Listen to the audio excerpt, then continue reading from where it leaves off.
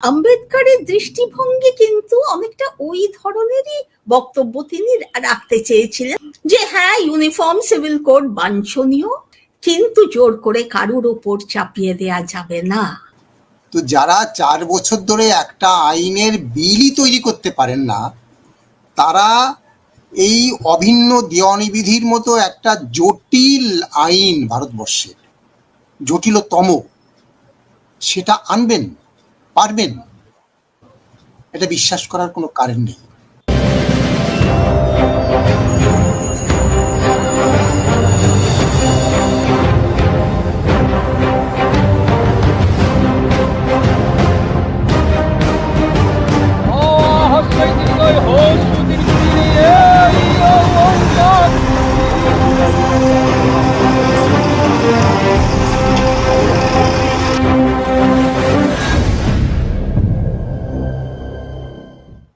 যারা দেশের হাল হকিকত সম্পর্কে একটু খোঁজ খবর রাখেন, তারা অবশ্যই দেখতে পাচ্ছেন যে ইউনিফর্ম সিভিল কোড বা অভিন্ন দেয়ানি বিধি নিয়ে সারা দেশে খুব চর্চা হচ্ছে। Union minister of home affairs এবং minister of law and justice গত 9 ডিসেম্বর 2022 সংসদের উচ্চকক্ষে একটি বিল পেশ করে সারা দেশের জনগণের কাছে মতামত চেয়েছেন। প্রধানমন্ত্রী নরেন্দ্র মোদীও ভোপালের র্যালিতে এই অভিন্ন দেয়ানি বিধি বা ইউনিফর্ম সিভিল কোড নিয়ে মত প্রকাশ করেছেন। ঘটনা হলো যে এই সারা দেশের বিভিন্ন সংগঠন এবং বিশিষ্ট মানুষদের আজকেই মত প্রকাশের শেষ দিন। এই যে অভিন্ন দেয়ানি বিধি, সেখানে উল্লেখ করা হয়েছে 8 পাতার একটি বিল মানুষের সামনে, দেশবাসীর সামনে রাখা হয়েছে, এবং যে বিলে বলা হচ্ছে যে এই আইনটা নাম হবে uniform civil code in India act 2020, আর এটা সারা দেশের জন্য বলবৎ হবে। এবং সরকার একটি সেন্ট্রাল গভর্নমেন্ট কি করবে, maybe notification in the official gazette appoint, এটা করবেন, নোটিফিকেশন করবেন, এটাকে করে এটা রাজ্যসভায় যেহেতু নিয়ে আসা হয়েছে, রাজ্যসভায় সম্ভবত আবার এই যে জনগণের যে ওপিনিয়ন নেওয়া হলো, সেই ওপিনিয়ন নিয়ে আলোচনা করবেন। এই বিল আনার পরে অদ্ভুতভাবে বলছেন যে ইংরেজ আমলের সময় থেকেই, যখন আইন বলবৎ হয়, ভারত শাসন আইন, তখন থেকেই অভিন্ন একটি দেয়ানি বিধি চালু করার জন্য মত উঠে আসতে থাকে। কনস্টিটিউয়েন্ট অ্যাসেম্বলিতে এই বিষয়টা উঠে আসে এবং এই বিলে 4 নম্বর পাতাতে statement of objects and reasons, এই কথাতে পরিষ্কার করে বলছেন যে বাবা সাহেব ডক্টর বি.আর. আম্বেদকর এই ইউনিফর্ম সিভিল কোডটা চেয়েছিলেন, এবং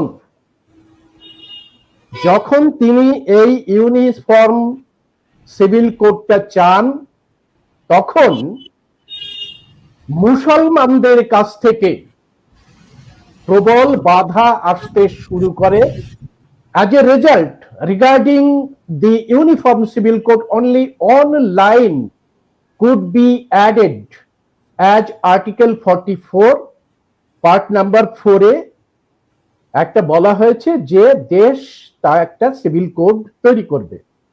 আমি প্রথমেই দেবী চ্যাটার্জির কাছে আসি যে অভিন্ন দেয়ানি বিধির সংজ্ঞা যেভাবে দেওয়া হয়েছে, তাতে প্রত্যেক নাগরিকের অভিন্ন একটা আইন হবে, এবং তারা এটাও বলার চেষ্টা করছেন যে সংবিধান সভার সভাপতি বাবা সাহেব ডক্টর বি.আর. আম্বেদকর দেশের জন্য একটা অভিন্ন দেয়ানিবিধি চেয়েছিলেন।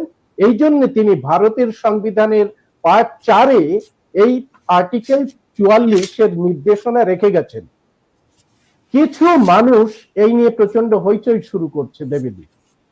কিছু মানুষ তারা বলার চেষ্টা করছে, অল্প কিছু মানুষ এই নিয়ে তাদের মাথা ব্যথা রয়েছে, এই অভিন্ন দেয়ানি বিধি তারা চাইছে না, তারা হইচই করছে। এটা বেশ ভালো, একটা দেশ, একটা আইন, একটা সবকিছুই হবে একরকম, অসুবিধা কোথায়? দেবী চ্যাটার্জি, নমস্কার। বিষয়টা নিঃসন্দেহে খুব জটিল। আপাতভাবে দেখলে যে কোনো দেশের সম্বন্ধে বলা যায় তো খুব ভালো কথা, এক দেশে একরকম আইন হবে, সবার ক্ষেত্রে সমানভাবে প্রযোজ্য হবে ইত্যাদি। কিন্তু যে কোনো দেশের দিকে তাকালে, যে কোনো আইনের কথা ভাবলেই, আইন, নিয়ম কানুন ইত্যাদি সবটা ভাবলেই কিন্তু আমাদের সেই সামগ্রিক পরিস্থিতিটাকে বিবেচনা করে ভাবতে হবে। অর্থাৎ পটভূমিটার দিকে আমাদের কিন্তু তাকাতে হবে। কোনো আইন একটা আলাদাভাবে থাকে না, সেটা মানুষের সমাজটার মধ্যে থাকে।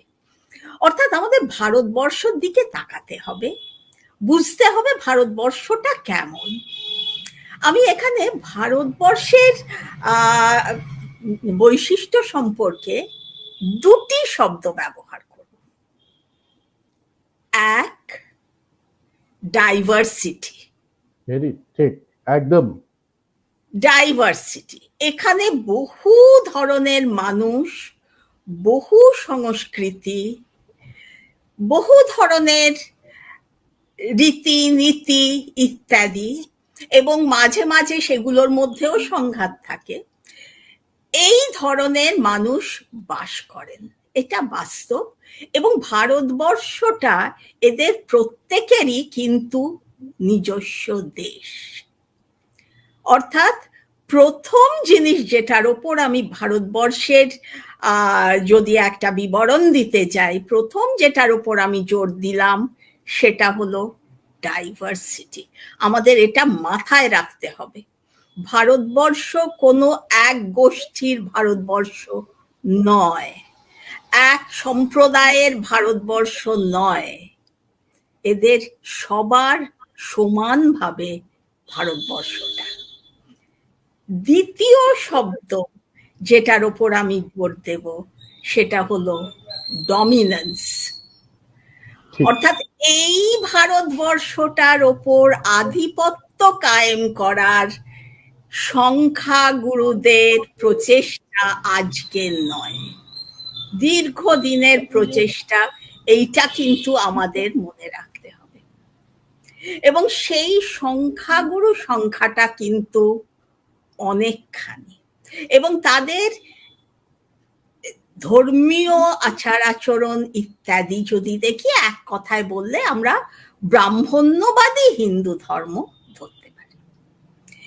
এইবার এই দুটো শব্দ দিয়ে যদি আমি ভারতবর্ষের বিবরণ দিই, ডাইভার্সিটি একদিকে এবং ডমিনেন্স আরেকদিকে, এই দুটো শব্দ দিয়ে আমি যদি ভারতবর্ষকে বোঝার চেষ্টা করি, তাহলে আমরা কিন্তু বুঝবো যে ভয়টা কোথায়। তাত্ত্বিকভাবে বললে, আবারও বলছি, ইউনিফর্ম সিভিল কোড তো ভালো কথা যে কোনো দেশের, কিন্তু তা ভারতবর্ষের ক্ষেত্রে এই মুহূর্তে ভালো কথা নয়। এই যে জায়গাটা, এইটা আমার মূল বক্তব্য। এবং এইখানে আমি বলবো, আম্বেদকরের চিন্তার কথা যেটা বলা হয়েছে, এই প্রসঙ্গে একটা দুটো কথা একটু বলি, যদি সেটা মানে অবশ্যই বলবেন। এই প্রসঙ্গে বলি, আম্বেদকরের দৃষ্টিভঙ্গি কিন্তু অনেকটা ওই ধরনেরই বক্তব্য তিনি রাখতে চেয়েছিলেন বা বোঝাতে চেয়েছিলেন, যে হ্যাঁ, ইউনিফর্ম সিভিল কোড বাঞ্ছনীয়, কিন্তু তার কিন্তু জায়গাটা ছিল, কিন্তু জোর করে কারুর ওপর চাপিয়ে দেয়া যাবে না, কারুর ওপর চাপানো যাবে না। অর্থাৎ একদিকে যেটা বাঞ্ছনীয় হতে পারে সেটা কিন্তু জোর করে চাপানো নয়। তার ফলে কি হলো? তার ফলে আর্টিকেল 44-এ স্টেটকে ডাইরেকশন দেয়া হচ্ছে যে হ্যাঁ বাঞ্ছনীয়, ঠিক আছে, ইউনিফর্ম সিভিল কোডের দিকে স্টেট এগোতে পারে। ডাইরেক্টিভ প্রিন্সিপাল হিসেবে ওটা ঢুকলো, একদম তাই, নির্দেশমূলক নীতি, যেটা রাষ্ট্রের ওপর কিন্তু বাইন্ডিং নয়, মানে সেটা যে করতেই হবে এরকম জায়গাটা নয়, যেটা যেভাবে আমরা মৌলিক অধিকারগুলোকে যেভাবে রাষ্ট্রের ওপর চাপটা আছে, নির্দেশমূলক নীতি কিন্তু অন্য ধরনের নীতি, নির্দেশ, যে হ্যাঁ যদি সম্ভবপর মনে হয়, যদি পরিস্থিতি অনুকূল হয় তাহলে সেটা করার।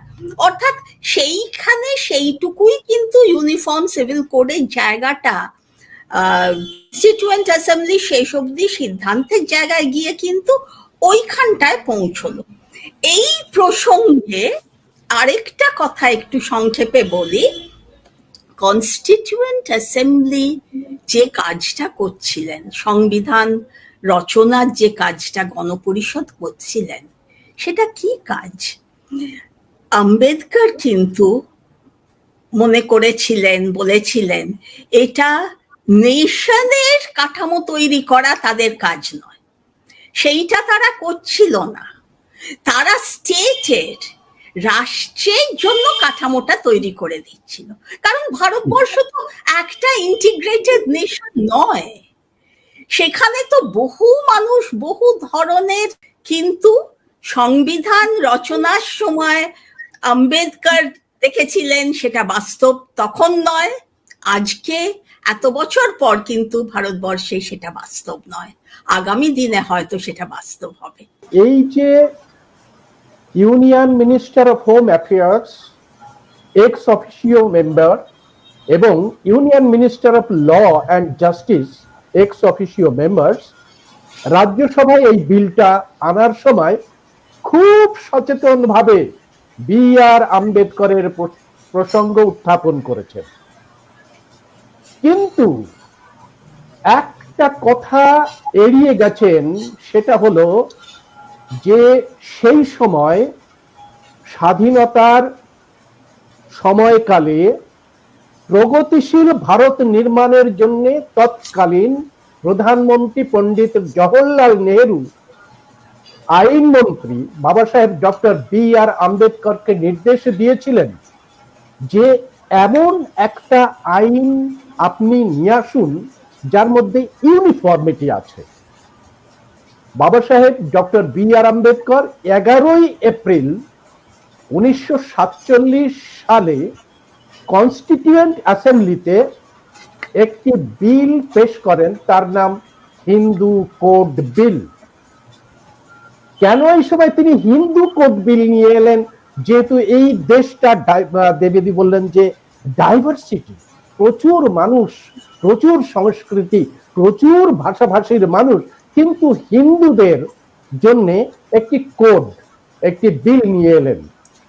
বাবা সাহেবের বক্তব্য ছিল যে এই মুহূর্তে খণ্ডিত ভারতে প্রায় 80% হচ্ছে হিন্দু, সুতরাং সংখ্যা গরিষ্ঠ একটি জাতির মধ্যে যদি একটি ইউনিফর্ম বিল নিয়ে আসা যায় তাহলে পরবর্তীকালে আর বাকি যে 20% আছে তারা ধীরে চলে আসবে, যার জন্য তিনি প্রথমে হিন্দু কোড বিল নিয়ে আসেন।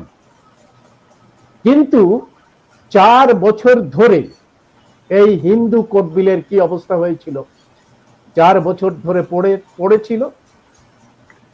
এই সরকার যেটা উল্লেখ করেনি সেটা হলো যে ইতিমধ্যে এই বিলটা, বিশেষ করে হিন্দু কোড বিলে, যেখানে বাবা সাহেব ডক্টর বি আর আম্বেদকর নারীদের যে মানে সম্পত্তির দাবি, সেই দাবি নিয়ে সাংঘাতিকভাবে প্রশ্ন করেছিলেন, তো সেই দাবিগুলো হিন্দু সমাজকে ধ্বংস করে দেবে এরকম এরকম ভেবে ওই সময় হিন্দুত্ববাদী সংগঠন, বিশেষ করে তার মধ্যে গীতা প্রেস, যে গীতা প্রেসকে কয়েকদিন আগে মহাত্মা গান্ধী অ্যাওয়ার্ড দেওয়া হয়েছে, এই গীতা প্রেসের মধ্যে দিয়ে একটা মতামত তৈরি করে এবং তারা ভয়ঙ্কর ভাবে আম্বেদকরকে আক্রমণ করে, এমনকি বলে যে আম্বেদকরকে অ্যারেস্ট করা উচিত।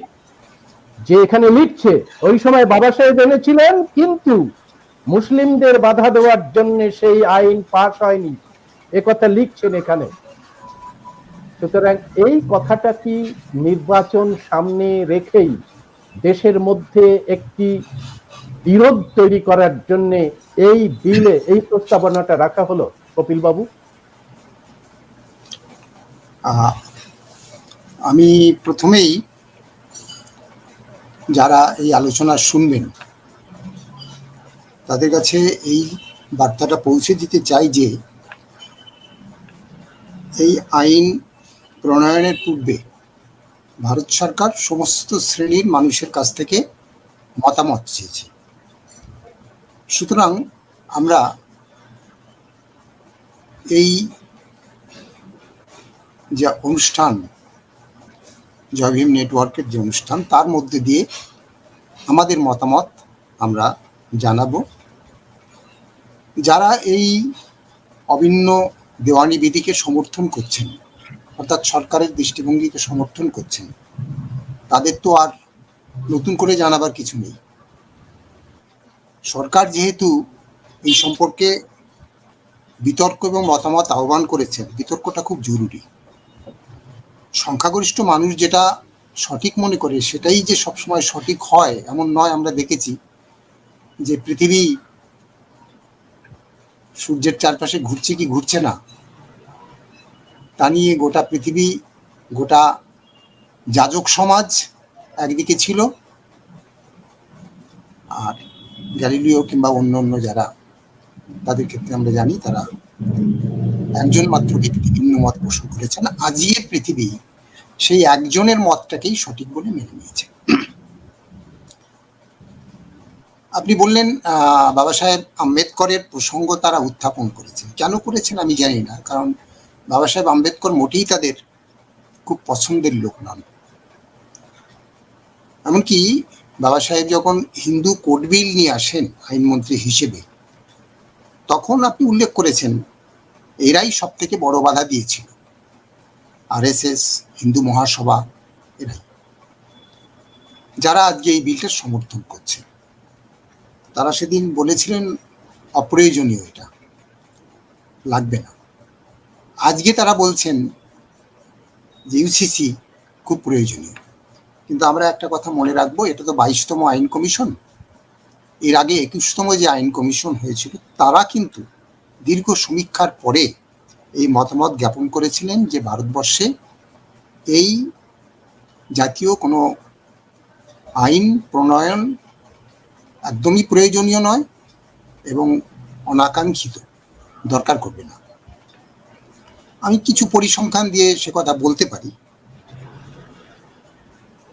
তো তার আগে আমি বলতে চাই যে ইতিপূর্বে এই সরকারকে, নরেন্দ্র মোদী সরকার বা বিজেপি সরকার, যাই আমরা বলি না কেন, তারা ইতিপূর্বে কিছু আইন এনেছেন, সেগুলো কিছু হয়েছে সংসদে কোনো আলোচনা ছাড়াই গৃহীত হয়েছে, আলোচনা করার সুযোগই দেওয়া হয়নি, যেটা অসাংবিধানিক। বিরোধী মত শুনতেই হবে আইনের ক্ষেত্রে, সেটা করা হয়নি। তারা 2019-এ যে নাগরিকত্ব আইন আনলেন বলে বললেন, সে আইন কোথায়? আজও সেই আইনের বিলই তৈরি করতে পারেননি। তো যারা 4 বছর ধরে একটা আইনের বিলই তৈরি করতে পারেন না, তারা এই অভিন্ন দেওয়ানি বিধির মতো একটা জটিল আইন, ভারতবর্ষের জটিলতম, সেটা আনবেন, পারবেন? এটা বিশ্বাস করার কোনো কারণ নেই। পারবেন যে না, তার সব থেকে বড় উদাহরণ হচ্ছে ইতিমধ্যেই তারা বলে দিয়েছেন যে পূর্বাঞ্চলের যে 7টি রাজ্য রয়েছে, সেই 7টি রাজ্যে এই আইন প্রযোজ্য হবে না। তাহলে এইটা সারা ভারতের অভিন্ন দেওয়ানি কি করে হয়? প্রথমেই আপনি 7টি রাজ্য বাদ দিয়ে দিয়েছেন। কেন দিয়েছেন? কারণ অসম্ভব। 21তম আইন কমিশন যা বলেছিল সেটা সত্যি, আপনি বাদ দিয়ে দিলেন। তার মানে এই আইনটা সারা ভারতের আইন থাকছে না, এটা প্রথম বুঝুন। তো যে কারণে পূর্বাঞ্চল বাদ গেল, সেটার কারণ হচ্ছে সেখানে জনজাতি অংশের মানুষ রয়েছে। সেই জনজাতি অংশের মানুষের মিজোরাম, মণিপুর কি অন্যান্য সিকিম, অন্যান্য যে রাজ্য রয়েছে, সেখানে প্রত্যেকটা আলাদা আলাদা রীতি রয়েছে, সামাজিক ধর্মীয় রীতি রয়েছে। সুতরাং সেখানে অসম্ভব। তো এই জনজাতীয়রা তো গোটা ভারতবর্ষে রয়েছেন, গোটা ভারতবর্ষে জনজাতি রয়েছেন। সেই সব রাজ্যের ক্ষেত্রে কি হবে? তারা সংখ্যালঘু বলে, ওই রাজ্যগুলোতে তারা সংখ্যাগরিষ্ঠ বলে ওখান থেকে আমি পশ্চাদপসারণ করছি, আর অন্যান্য জায়গায় তারা সংখ্যালঘু বলে আমি চাপিয়ে দেব। যে কথাটি দেবীদি খুব পরিষ্কার করে বলেছেন, চাপিয়ে দেওয়া যাবে না। তাহলে এখানে তারা বলুন যে অন্যান্য রাজ্যেও যেখানে জনজাতি রয়েছে তাদের উপরে আইন কাজ করবে না। যদি পূর্বাঞ্চল আপনি বাদ দিতে পারেন, তাহলে এগুলোও বাদ দিতে পারেন। সুতরাং তারা প্রথমেই স্বীকার করে নিয়েছেন যে অভিন্ন দেওয়ানি বিধি সম্ভব নয়। এই বিতর্কে তোর প্রয়োজন করে না। শরদিন্দুবাবু, এই বিতর্কের কি প্রয়োজন আছে? এরপরে মানে অনেকগুলো বিষয় বলা যায়। ধরুন, একদম ঠিক, এই সরকার যখন কোনো আইন নিয়ে আসেন, তখন সেই আইনের পিছনে আর একটা অন্তর্নিহিত উদ্দেশ্য থাকে। আইন শুধু আইন থাকে না, তার একটা অন্তর্নিহিত গোপন উদ্দেশ্য থাকে। সেই গোপন উদ্দেশ্যটা সহসা সামনে আসে না, মানুষের চোখের আড়ালে সেটা থাকে। আসামের ক্ষেত্রে আমরা দেখেছি, সবাইকে বলা হয়েছিল যে এনআরসি তা থেকে শুধুমাত্র মুসলিমদের বাদ পড়বে, মুসলিমরা বাদ পড়বে, হিন্দুরা পড়বে না। ঘটনা কি তাই হয়েছে? হয়ে যাওয়ার পর কি সেটা সংশোধন করার কোনো উদ্যোগ নেওয়া হয়েছে? হয়নি তো। তাহলে এখানেও যে সমস্ত আইন তৈরি হবে, ধারা তৈরি হবে, তার উদ্দেশ্য কি? শরদিন্দুবাবু একটু কথা বলে গেছেন এবং তারও আগে দেবীদি বলেছেন, এর পিছনে অন্য একটা উদ্দেশ্য আছে। সেই উদ্দেশ্যটা হচ্ছে, ইতিপূর্বে যে প্রধানত তাদের 3টি ইস্যু ছিল, একটা হচ্ছে রাম মন্দির, একটা হচ্ছে 370 ধারা, আর একটা হচ্ছে অভিন্ন দেওয়ানি বিধি। তো ইতিপূর্বে দুটো মোটামুটি তারা তার সমাধানে হোক, যাই হোক, সমাধান কি হয়েছে আমি জানি না, পৌঁছেছে। কিন্তু তাতে কি লাভ হয়েছে?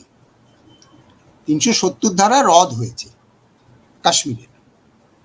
গোটা ভারতবর্ষের তাতে কি এলো গেল? কি উপকার হয়েছে গোটা ভারতবর্ষের? আমরা কি ফল পেয়েছি? কাশ্মীরে 370 ধারা রদ হয়েছে, কাশ্মীরের মানুষের অধিকার লোপ পেয়েছে। জম্মু কাশ্মীর একটি রাজ্য ছিল, তার থেকে কেন্দ্রশাসিত এলাকা হয়েছে, তাদের কণ্ঠরোধ করা হয়েছে। কিন্তু গোটা ভারতবর্ষের মানুষের কি লাভ হয়েছে? 4 বছর ধরে কেউ আমাদের একটু বুঝিয়ে দিন যে গোটা ভারতবর্ষের মানুষের তাতে কি লাভ হয়েছে। কিংবা রাম মন্দির হয়েছে, গোটা ভারতবর্ষের মানুষের কি লাভ হয়েছে? যারা রেলে চাকরি পেতেন, ব্যাংকে চাকরি পেতেন, সরকারি চাকরি পেতেন, বন্ধ হয়ে গেছে সেসব পাওয়া। অর্থাৎ আমাদের দৃষ্টি 370-এর দিকে নিয়ে, রাম মন্দিরের দিকে নিয়ে, আমাদের সরকারি সমস্ত সম্পত্তিগুলো বেসরকারি হাতে তুলে দেওয়া। আমরা তখন এই দিকে ব্যস্ত ছিলাম। তাহলে আমাদের দৃষ্টি অন্যদিকে ঘুরিয়ে দিয়ে, যেমন পকেটমাররা করে, আপনার পিঠে খুব চাপ দিল, আর আপনি পিঠের চাপ সামলার জন্য ব্যস্ত রইলেন, আর আপনার পকেটটা ফাঁকা হয়ে গেল। তো এরা আমাদের পিঠে চাপ দেয়, এরা আমাদের পেটে চাপ দেয়।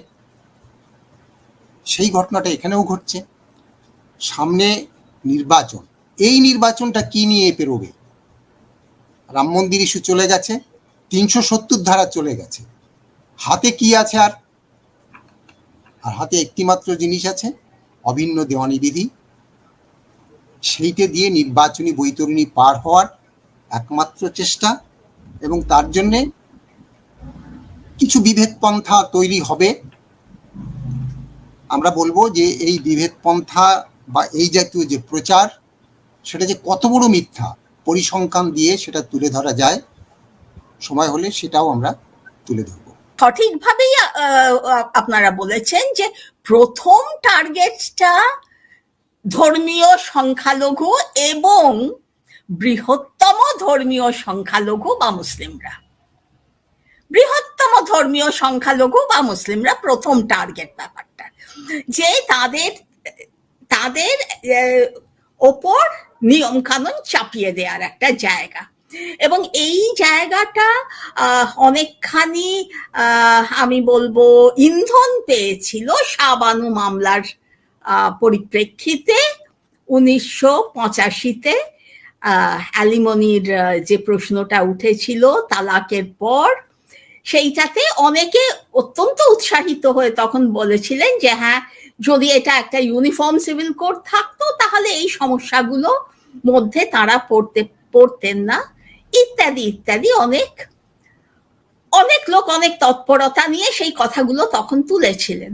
এবং তারপরে দেখা গেল তাদের মধ্যেও কিন্তু অনেকে আবার পরে পিছিয়ে গেলেন যখন বিষয়টা আরো গভীরে গেলেন, যে এইটাকে ইউনিফর্ম সিভিল কোড, সেখানে প্রশ্ন আসে সত্যি কি মেয়েদের জন্য ভালো, একটা জায়গা। আরেকটা হলো আদিবাসী দলিতদের পক্ষে ক্ষতিকারক কেন হবে। এই দুটো প্রশ্নকে আমি একটুখানি সামনে রেখে আলোচনা করি।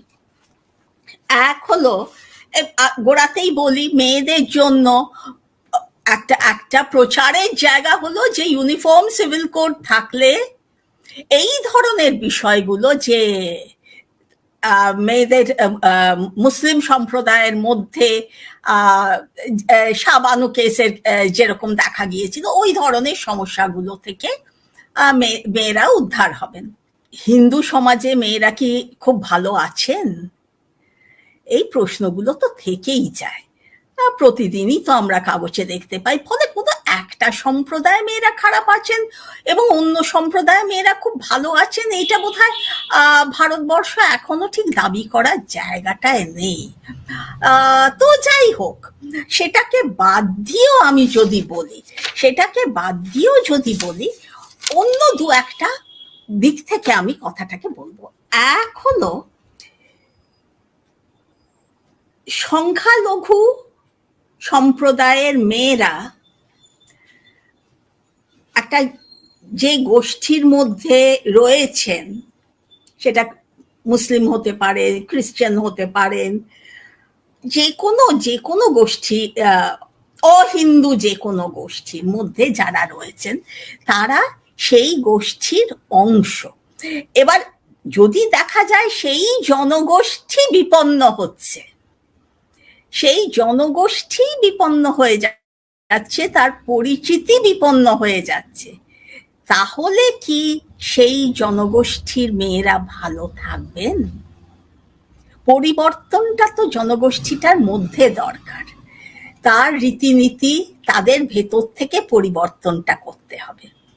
কিন্তু বাইরে থেকে চাপিয়ে দিতে গেলে সেই জনগোষ্ঠীর অস্তিত্ব, পরিচিতি বিপন্ন হয়ে যাবে এবং সেখানে সেই জনগোষ্ঠীর মেয়েরা সবচেয়ে বেশি বিপন্ন হবে।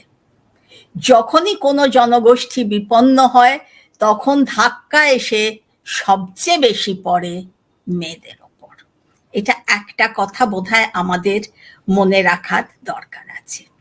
আরেকটা প্রশ্ন যেটা আমি এখানে বলবো, আরেকটা কথা, সেটা হলো ইউনিফর্ম যদি একটা কোড হয় সবার জন্য প্রযোজ্য, আমি ধরে নিলাম সেটা হলো সবার জন্য প্রযোজ্য হলো, কিন্তু সেই কোড যে সত্যি উপকার করবে সেটা তো নাও হতে পারে। কোনো একটা দেশে বলা হলো মেয়েদের লেখাপড়া শেখা চলবে না, উচ্চশিক্ষা ক্ষেত্রে তারা যেতে পারবে না, উচ্চ শিক্ষার ক্ষেত্রে তারা যেতে পারবে না, বিভিন্ন জায়গায় তারা বাড়ির বাইরে কাজ করতে পারবে না। এরকম তো পৃথিবীতে আমরা দেখেছি, এরকম হয় তো, ঘটে তো। তো ভারতবর্ষে একটা ইউনিফর্ম কোড এলো, সেই কোডটা আমরা আগেই বলেছি সেটা একটা ব্রাহ্মণ্যবাদী কোড হবে, এবং ব্রাহ্মণ্যবাদী রীতি অনুযায়ী কিন্তু মেয়েরা পুরুষের নিয়ন্ত্রণে থাকবে, মেয়েদের স্বাধীনতার জায়গাটা থাকবে না। সে হিন্দু মেয়ে হোক, মুসলমান মেয়ে হোক, খ্রিস্টান মেয়ে হোক, তার স্বাধীনতার জায়গাটা কিন্তু খর্ব হবে।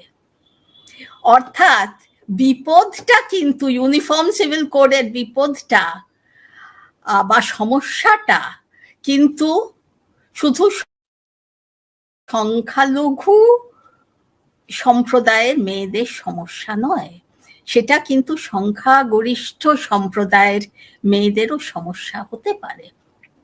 অর্থাৎ ইউনিফর্ম একটা কোড তৈরি হতে পারে, কিন্তু ইউনিফর্ম কোড মানেই যে সেটাতে লিঙ্গ বৈষম্য থাকবে না, সেটা তো কেউ বলছে না।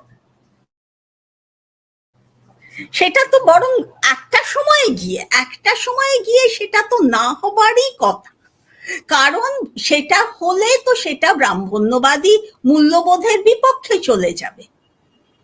অর্থাৎ সেইখানে কিন্তু এটা মেয়েদের পক্ষে এটা যাবে, এবং সেইটা কিন্তু বোধহয় মনে করার জায়গাটা আমাদের নেই, কারণ ব্রাহ্মণ্যবাদী নিয়মের মধ্যে যেগুলো থাকে সেগুলো কিন্তু অনেকখানি আমরা বলতে পারি মেয়েদের বিপক্ষে যায়।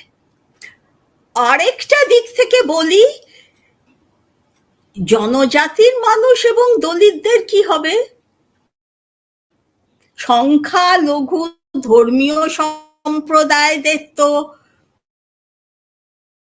তাদের দাবিয়ে রাখা গেল, ইউনিফর্ম কোডের মাধ্যমে তাদের ওপর সংখ্যাগরিষ্ঠ নিয়ন্ত্রণ কায়েম করলো। তার মানে কি দলিতরা এবং জনজাতিরা তাহলে অন্তত ভালো থাকবে? সেটাও তো থাকবে না। আবার সেই প্রশ্ন, ব্রাহ্মণ্যবাদী মূল্যবোধের প্রশ্ন। ব্রাহ্মণ্যবাদী মূল্যবোধের দিকে যদি আমরা দেখি, তাহলে এই মানুষরা তারপর অত্যাচারের শিকার হবেন, তাদের ওপর, তারা আজও অত্যাচারের শিকার, সেই অত্যাচারের মাত্রা তাদের ওপর বাড়বে, তাদের ওপর এই অত্যাচারের মাত্রা বাড়তে থাকবে, এবং সেইভাবেই তাদের নিয়ন্ত্রণ করার, দাবিয়ে রাখার প্রচেষ্টাগুলো চলতে থাকবে। কারণ সেইটাই তো ব্রাহ্মণ্যবাদী কাঠামোর, ব্রাহ্মণ্যবাদী জাতি কাঠামোর সেইটাই তো ধারা। ফলে সেই কাঠামো যত জোরালো হবে, ভারতের বৈচিত্র্য, ডাইভার্সিটি যত ধ্বংস হবে, যত এই তথাকথিত একটা ইন্টিগ্রেটেড নেশন তৈরি হবে সংখ্যাগরিষ্ঠের নিয়ম অনুযায়ী, তার মূল্যবোধ অনুযায়ী, তত দেখা যাবে সমস্ত ধরনের প্রান্তিক সমাজের মানুষদের ওপর ধাক্কা এসে পড়বে। কারা বিরোধিতা করছেন সেটাও আমাদের জানা দরকার, কারণ আমরা জানি যে সঞ্চালক প্রথমেই বলেছিলেন যে একটা আওয়াজ তোলা হবে যে এই অভিন্ন দেওয়ানিবিধির বিরোধিতা করছেন মুসলিমরা, কিন্তু আমরা দেখতে পাচ্ছি ইতিমধ্যেই যে কণ্ঠস্বরগুলো আমরা শুনতে পাচ্ছি, সেটা শুধু মুসলিম নয়, শিখরাও এটা আপত্তি করেছেন, পার্সিরাও করেছেন, জৈনরা করেছেন। কেন করেছেন? তারাও তো সংখ্যালঘু গোষ্ঠী, এটা আমাদের জানা দরকার। আমরা আগেই বলেছি যে ভারতবর্ষের বিভিন্ন ধর্মের বিভিন্ন রকম রীতি আছে। শিখ ধর্মের একটা রীতি আছে বিয়ের, শিখদের যে রীতি তার মধ্যে একটা রয়েছে তাদের আনন্দ বিবাহ বলে, তাদের বিবাহের রীতিটা হচ্ছে, সেটাকে তারা বলেন আনন্দ বিবাহ, এবং তাদের এই বিবাহের ভেতরে বিবাহ বিচ্ছেদের কোনো রীতি নেই। তো তারা আপত্তি করছেন যে আমাদের যে প্রচলিত রীতি, এই অভিন্ন দেওয়ানি বিধির ফলে সেটা বিপন্ন হবে, সুতরাং তারা আপত্তি করছেন। পার্সিরা আপত্তি করছেন কারণ পার্সি খুব ছোট্ট সম্প্রদায়, তারা আপত্তি করছেন যে তাদের যে বিধান, যে ধর্মীয় বিধি, তা হলো কোনো পার্সি মেয়ে যদি অন্য কোনো ধর্মের পুরুষকে বিয়ে করে তাহলে সে আর পার্সি সমাজের অংশ থাকবে না। অর্থাৎ পার্সিদের পরিবারের যে সম্পত্তির উত্তরাধিকার কিংবা অন্য অন্য যে রীতি অনুষ্ঠানে অংশ নেওয়া ইত্যাদি, সেগুলো তারা আর পারবে না। এটা বর্তমানে পার্সি আইনে প্রচলিত। তো অভিন্ন দেওয়ানি বিধি এটা রাখবে না, স্বাভাবিকভাবে এটা থাকবে না, সুতরাং পার্সিদের স্বার্থের এটা বিরোধী। জৈনরাও এটা বিরোধিতা করেছেন, খ্রিস্টান ধর্মেরও কিছু বিরোধিতা রয়েছে। এছাড়াও আমরা জানি যে ভারতবর্ষের বিভিন্ন রাজ্যে হিন্দুদের মধ্যেও বিবাহের বিভিন্ন রীতি আছে। যেমন তামিলনাড়ুতে মুসলিমদের মধ্যেও যেমন একদম ঘনিষ্ঠ আত্মীয়দের মধ্যে বিবাহের রীতি আছে, তামিলনাড়ুতেও হিন্দুদের মধ্যে ঘনিষ্ঠ আত্মীয়দের বিবাহের রীতি আছে। এখন অভিন্ন দেওয়ানি বিধিতে যদি এমন আইন করা হয় যে ঘনিষ্ঠ আত্মীয়দের মধ্যে বিবাহ চলবে না, তাহলে গোটা দক্ষিণ ভারত, বিশেষত তামিলনাড়ু, তার বিরুদ্ধে দাঁড়িয়ে যাবে। তো তাহলে কেন এই যে আইন, এতে আমাদের যেটা ভারতবর্ষে এখনো রয়েছে তাতে তো আমাদের পারস্পরিক কোনো সমস্যা হচ্ছে না। প্রত্যেকটা জাতি, ধর্মীয় গোষ্ঠী তারা সেই সমস্ত নিয়ম মেনে চলছেন। একটা বিষয় আমি এখানে জোর দিতে চাই, সেটা হচ্ছে সংস্কার প্রয়োজন, যুগে যুগে সংস্কার প্রয়োজন হয়, আমরাও সংস্কারের পক্ষে। কিন্তু এটা মনে রাখতে হবে, সংস্কার বাইরে থেকে চাপিয়ে দিয়ে হয় না, সংস্কারটা আসতে হয় সেই ধর্মের ভেতর থেকে। ধরুন ইংরেজরা যখন আমাদের দেশে এলেন এবং সতীদাহ প্রথার মতন বিভৎস প্রথা তারা দেখলেন, তারা আইন করে বন্ধ করতে পারতেন, কিন্তু তারা চাইলেন যে হিন্দু ধর্মের ভেতর থেকে এই দাবিটা উঠুক। বা বিধবা বিবাহের ক্ষেত্রে আমরা দেখলাম যে বিদ্যাসাগর, তারা যে সতীদাহ প্রথা, রামমোহন দাবি তুললেন, এখানে বিদ্যাসাগরের নেতৃত্বে বিধবা বিবাহের দাবি তোলা হলো। এবং আমরা জানি যে বিদ্যাসাগরের নেতৃত্বে যে কজন মাত্র স্বাক্ষর করেছিলেন আইনের পক্ষে, তার বহু বহু গুণ মানুষ, বিশিষ্ট ব্যক্তিরা, বাংলার সে সমস্ত নাম শুনলে আমরা চমকে উঠব, তারা কিন্তু বিধবা বিবাহের বিরোধিতা করেছিলেন, কিন্তু ইংরেজের পক্ষে ওইটুকু সমর্থনই যথেষ্ট ছিল। সুতরাং আমরা চাইব এটা চাপিয়ে দিয়ে নয়, যদি মনে করা যায় যে কোনো সম্প্রদায়ের মধ্যে তাদের এই রীতিটি সংস্কার হওয়া দরকার, তাহলে সেই সমাজের ভেতর থেকে সেই আন্দোলনটা উঠে আসে। বহু বিবাহের কথা যেটা আমরা বলছি, যেটা জোর দেওয়া হবে, আমার বিশ্বাস সেই বহু বিবাহের যে তথ্য আমাদের হাতে আছে, আপনারা যদি ন্যাশনাল ফ্যামিলি হেলথ সার্ভে এটা দেখেন, এখন ওই NFHS ওটার 5 নম্বরটা বোধহয় এখন আছে, পাওয়া যায়, ওটার যদি তথ্য আমরা দেখি, আমরা দেখব যে বহু বিবাহের যে গড়, সেটা আগে যা ছিল তার থেকে অনেক কমে গেছে, অনেক। এবং এই পরিসংখ্যান আমাদের যেটা দেখাচ্ছে, এগুলো জানা দরকার, এই কারণ একটা সাম্প্রদায়িক ইস্যু তো এটা নিয়ে আসবে, সেটা আমরা জানি। জানা দরকার যে ভারতবর্ষে আমাদের যে ধারণাটা মাথায় ঢুকিয়ে দেওয়া হয়েছে যে মুসলিমরা সব থেকে বেশি বিবাহ করে, কিন্তু এই যে সার্ভে সেটা দেখাচ্ছে যে না, মুসলিমরা নয়, ভারতবর্ষের হিন্দুরাই বরং বেশি বিবাহ করে, বহু বিবাহ ভারতবর্ষের হিন্দুদের মধ্যে বেশি।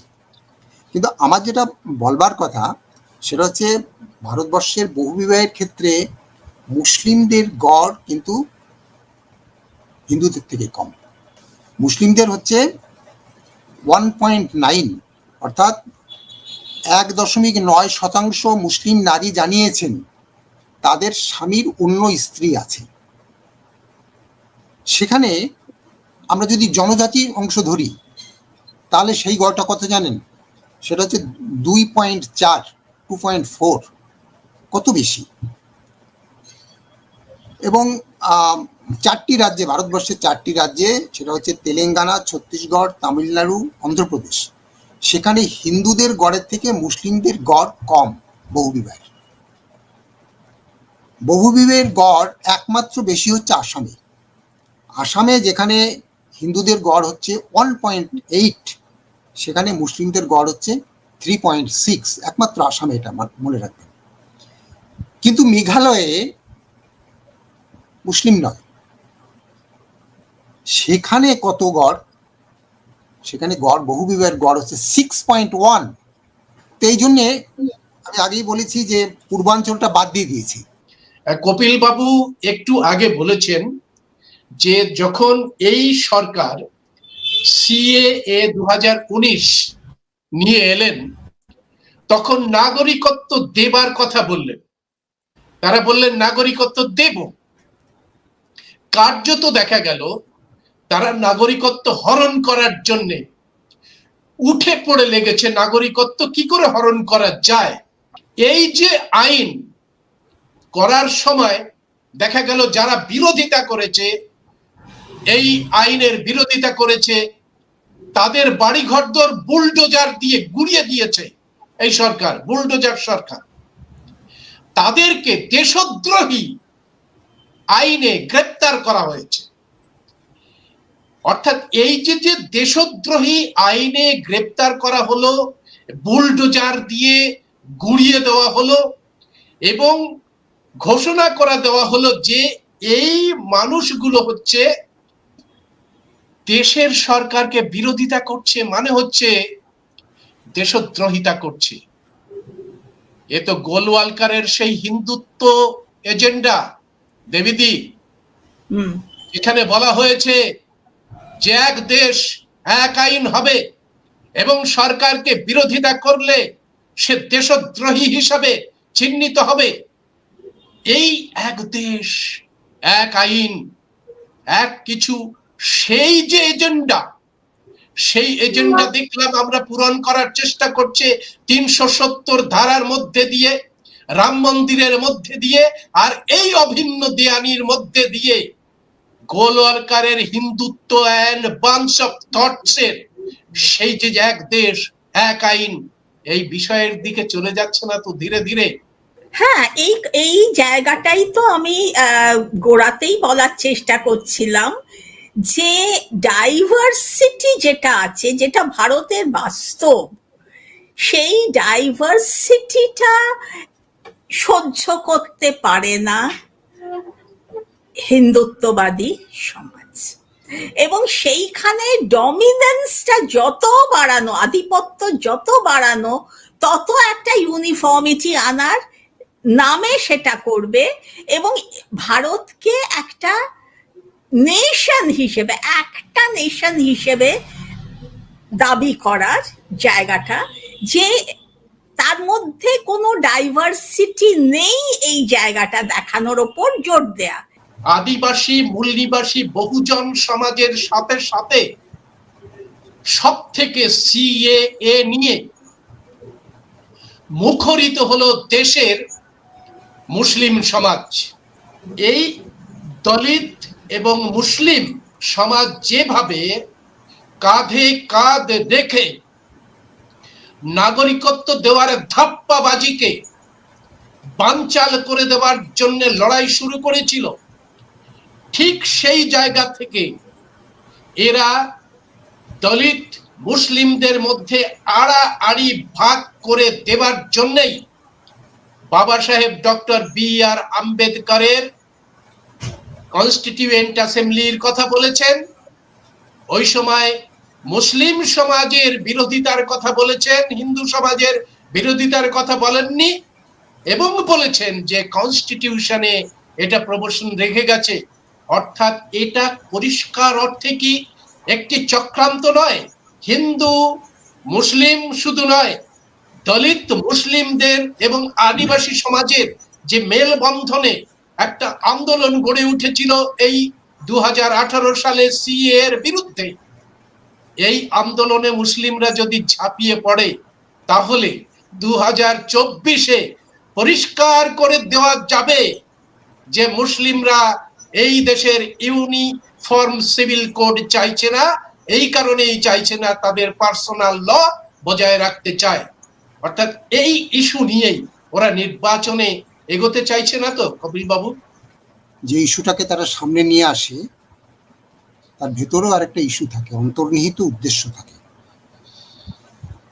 সুতরাং কি সেই উদ্দেশ্য এখনো গোটাটা পরিষ্কার হবে না আমাদের সামনে, সেটা ক্রমশ প্রকাশ্য।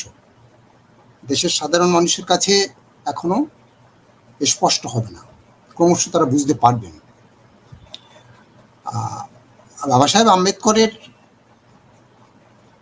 যে পথ সেটা তারা গ্রহণ করছেন, অথবা তার যেটা বক্তব্য তারা সেই দিকে যেতে চাইছেন, এই কথাটা বলছেন, খুব ভালো। তো আমি তাদের মনে করিয়ে দিতে চাই, বাবা সাহেব এই হিন্দু যে ধর্মের সংহিতা, মনুসংহিতা, সেই মনুসংহিতাকে বাবা সাহেব পুড়িয়ে দিয়েছিলেন। তো তারা এই সময়ে বাবা সাহেবের এই ইচ্ছাটাকে এখন তারা মর্যাদা দিক, তারা ঘোষণা করুক। বাবা সাহেব চেয়েছিলেন আমরা তার মতো করে ইউসিসি নিয়ে আসছি, আমরা তার মতো করে মনুসংহিতাটাকেও নিষিদ্ধ ঘোষণা করছি। পারবেন তারা? তারা তো মনুসংহিতাকেই আবার সংবিধান হিসেবে নিয়ে আসার চেষ্টা করছেন। তাহলে তারা কি বাবা সাহেবের পথে আছেন? বাবা সাহেবকে কেন ব্যবহার করছেন? বাবা সাহেব তো মনুসংহিতার বিরোধী ছিলেন। যারা মনুসংহিতাকে আবার স্টাবলিশড করতে চাইছেন, তারা যখন বাবা সাহেবকে অবলম্বন করেন তখন বুঝতে হবে এর মধ্যে একটা ধাপ্পা আছে। বাবা সাহেবের মত যদি তারা গ্রহণ করতেন, বাবা সাহেব তো জাতীয়করণ চেয়েছিলেন, বৃহৎ শিল্পের এবং যে জমিগুলো রয়েছে সেই জমিগুলো একটা কমিউনের মতো করে চাষ হবে, এগুলো তো বাবা সাহেব চেয়েছিলেন। তাহলে সেটা কেন তারা করছেন না? তারা সমস্ত জাতীয় সম্পদ কেন তুলে দিলেন, বিক্রি করে দিলেন? বাবা সাহেব চেয়েছিলেন কল্যাণকামী রাষ্ট্র, তারা তো ভ্যালুকড়ি মাখতেল রাষ্ট্রের দিকে নিয়ে যাচ্ছে। বাবা সাহেবের অর্থনৈতিক নীতি, সামাজিক নীতি, ধর্মীয় নীতি তো বাদই দিলাম, যদি তারা বাবা সাহেবকে শ্রদ্ধা করেন তাহলে তাদের নীতি হিন্দুস্তান হতে পারে না। কারণ দেবীদি বলেছেন ভারতবর্ষে বহু ধর্মের, বহু দর্শন, বহু মত ভারতবর্ষে বিদ্যমান। তো এর যদি আমরা ব্রাহ্মণ্য ধর্মকে এর একমাত্র প্রতিনিধি বলে আমরা মনে করতে পারি না। আমাদের সংবিধান হিন্দু ধর্ম বলতে যে সংজ্ঞাটা দিয়েছে তাতে কিন্তু ব্রাহ্মণ্য ধর্ম নয়, তাতে কিন্তু এই ভারতবর্ষের হিন্দু বলতে যাদের আমরা বুঝি তার মধ্যে বৌদ্ধ, জৈন সব কিছু রয়েছে, সমস্ত মতগুলোকে তারা গুরুত্ব দিয়েছেন। অথচ আমরা জানি যে বৌদ্ধ বা জৈনের যে মত, যে বস্তুবাদী ধারণা, সেখানে ব্রাহ্মণ্য যে বেদান্তের কথা বলা হয়, সে বেদান্ত বস্তুবাদী ধারণার বাইরে, ভাববাদী ধারণা। তারা এই বিশ্বটাকেই মায়া বলে মনে করে। ফলে এই যে দ্বন্দ্ব, এই দ্বন্দ্বের নিরসন হবে কি করে? নেই তো। সেই জন্যই আমরা ভারতবর্ষের সহাবস্থান আমরা বলি যে একদিকে চরম বস্তুবাদী, আর একদিকে এই বস্তু জগৎকে মায়া বলে যারা মনে করে, সমস্ত কিছু এই ভারতবর্ষে আছে। সেই ভারতবর্ষ হচ্ছে সম্মিলিত ভারতবর্ষ, বৈচিত্র্যের মধ্যে ঐক্য। আমরা সবাই মিলেমিশে সমস্ত মতামত নিয়ে এখানে থাকি। কিন্তু এখানে যে ব্রাহ্মণ্য ধর্মের যে জয়গান গাওয়া হচ্ছে সেটা সবাই মেনে নিতে পারে না। আচ্ছা, আমরা প্রশ্ন তো করতেই পারি যে হিন্দি ভাষা কি ভারতবর্ষের এমন ভাষা যা দিয়ে ভারতবর্ষের অতীত অনুসন্ধান সম্ভব? হিন্দি ভাষা চর্চার মধ্যে দিয়ে সম্ভব? আমরা যদি সংস্কৃত, আমরা যদি পালি, আমরা যদি প্রাকৃত এবং মালায়ালাম, সব থেকে জীবন্ত প্রাচীন ভাষা ভারতবর্ষে, এর ভিতর দিয়ে ভারতবর্ষের প্রাচীন ঐতিহ্যকে খুঁজে পেতে পারি, হিন্দির মধ্যে পারি, তাহলে হিন্দি কমিউনিকেশনের ভাষা হতে পারে, আমরা পারস্পরিক কথা বলছি, হতেই পারে। কিন্তু কি করে ভারতবর্ষের জাতীয় প্রতীক হয়ে ওঠে সেটা? বা রামচন্দ্র গোটা পৃথিবীতে সব থেকে পরিচিত ধর্মীয় পুরুষ হিসেবে কে? রামচন্দ্র না, বুদ্ধ। তাহলে স্লোগান তো জয় শ্রীরাম না হয়ে হতে পারত বুদ্ধের জয়। ব্রাহ্মণ্য ধর্মের খাঁচার মধ্যে গোটা ভারতবর্ষকে ঢুকিয়ে দেওয়ার চেষ্টা হচ্ছে, মনুসংহিতার মধ্যে আবার ভারতবর্ষটাকে নিয়ে যাওয়ার চেষ্টা হচ্ছে, ভারতবর্ষের সমস্ত সম্পদকে কয়েকটি কর্পোরেট সংস্থার হাতে তুলে দেওয়ার প্রচেষ্টা হচ্ছে। তার সম্পূর্ণ বিরোধী ছিলেন বাবা সাহেব, সেই বাবা সাহেবের নামে এগুলো করার চেষ্টা হচ্ছে। এর থেকে দুর্ভাগ্যজনক আর কিছু হতে পারে না। আমরা এই ধিক্কার জানাই। 2014 সালে মাননীয় প্রধানমন্ত্রী নরেন্দ্র দামোদর দাস মোদী ভারতের পার্লামেন্টে ঢুকলেন এবং ভারতের পার্লামেন্টে ঢোকার পরে তিনি সাষ্টাঙ্গে প্রণাম করলেন পার্লামেন্টকে। 2023-এ এসে দেখা গেল সেই পার্লামেন্টটা ইতিহাস হয়ে গেছে। যে পার্লামেন্টে মোদী সাহেব ঢুকলেন, পার্লামেন্ট ভবনে ভারতবর্ষের, সেই পার্লামেন্টটাকে ইতিহাস বানিয়ে তিনি একটা সেন্ট্রাল ভেস্তাতে চলে গেলেন শিফট করে। অর্থাৎ মোদী সাহেব যেখানে শ্রদ্ধা করেন, সেই শ্রদ্ধার অর্থ হচ্ছে সেটাকে ইতিহাস বানিয়ে দেওয়া। আমরা ডিমনিটাইজেশনের সময় দেখেছিলাম। পাশাপাশি সেন্ট্রাল ভেস্তাতে ঢোকার পরে তিনি সেন্ট্রাল ভেস্তার দরজাতে ভারতের কনস্টিটিউশনটা রেখে ঠিক একইভাবে নমস্কার জানালেন এবং আমরা দেখলাম সেখানে তিনি রাজতন্ত্রের প্রতীক সঙ্গলকে ধারণ করলেন। দেশের রাষ্ট্রপতি দ্রৌপদী মুর্মু, যেহেতু সে আদিবাসী এবং যেহেতু সে মহিলা, সেই জন্য মনুস্মৃতির বিধান মেনে তাকে সরিয়ে দিলেন।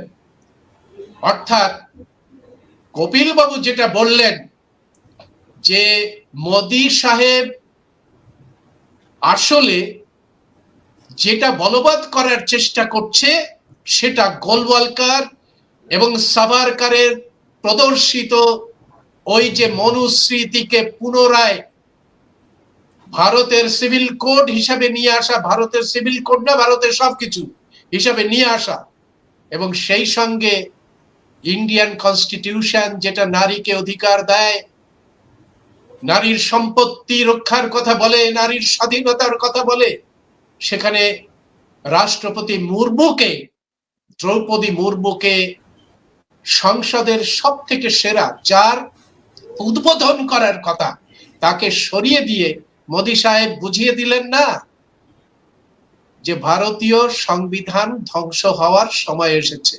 দেবীদি, তার অভিষেকে দেখা গেল গেরুয়া পরিহিত মানুষজনের বড় সংখ্যায়, সেটাও বোধহয় ছবিটাকে একটা পরিপূর্ণতা দেয় যে কি ধরনের একটা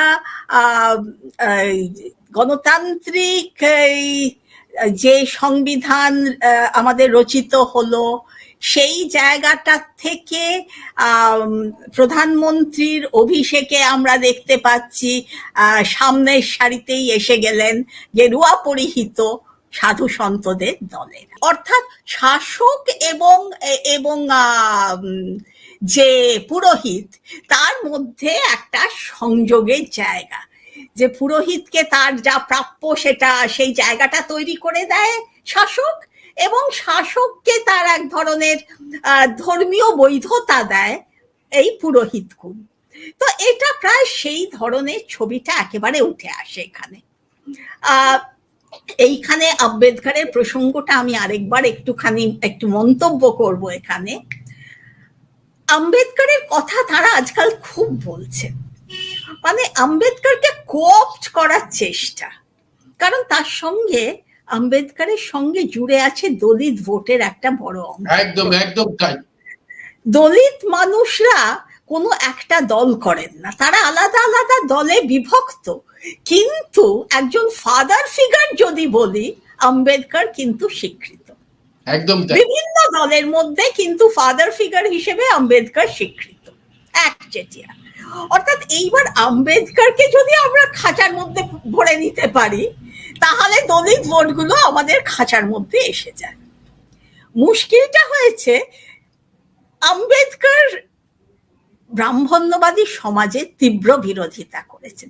সেই জায়গাটাকে বাদ দিয়ে এড়িয়ে গিয়ে তারা এবার করার চেষ্টা করছে।